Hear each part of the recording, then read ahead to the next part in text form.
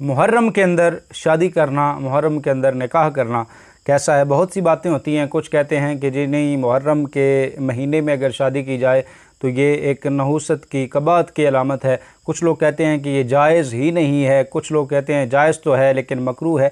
तो बहुत सी बातें होती हैं। सही मौक़िफ़ क्या है और शरीयत मुताहरा के रोशन क़वानीन, इस बारे में हमारी क्या रहनुमाई करते हैं, आइए आज के इस वीडियो में जानते हैं। याद रखिएगा कि दो चीज़ें होती हैं, एक का नाम इज़हारे गम होता है और एक का नाम एहसास गम होता है।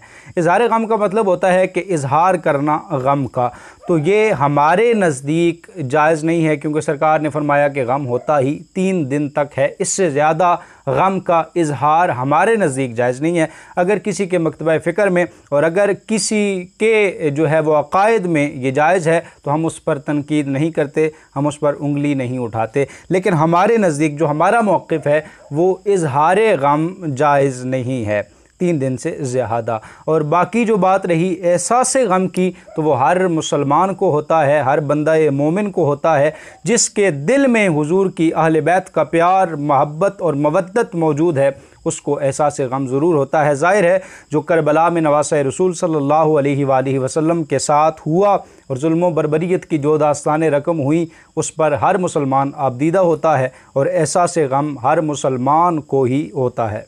तो अगर कोई कहे कि मुझे इस माह मुकर्रम में एहसास गम है, तो इस एहसास गम की वजह से मैं जो है वो शादी नहीं करना चाहता, तो फ़बीहा, कोई मसला नहीं है, शरीयत की कोई गिरफ्त उस पर नहीं है, ना करे।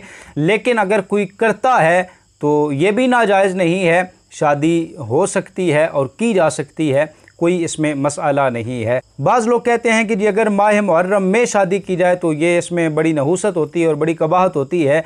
तो नहूसत का हमारे नज़दीक तसव्वुर ही नहीं है सिरे से, क्योंकि सरकार दो आलम नूर मुजस्सम सल्लल्लाहु अलैहि वसल्लम ने इरशाद फरमाया कि अगर नहूसत होती तो औरत में होती, घोड़े में होती या फिर पड़ोसी में होती, लेकिन नहूसत है ही नहीं। तो हमारे नज़दीक नहूसत का तसव्वुर है ही नहीं। तो ये कहना कि मुहर्रम के महीने में अगर शादी की जाए तो उससे नहूसत होती है और कबाहत होती है और दीगर मसाइल पैदा होते हैं, तो फिर हमारा मासूमाना सवाल ये भी है कि अगर जो लोग जो हैं वो माह मुहर्रम के अलावा बाकी 11 महीनों में शादियां करते हैं, तो क्या उनके घरों में लड़ाइयाँ झगड़े नहीं होते?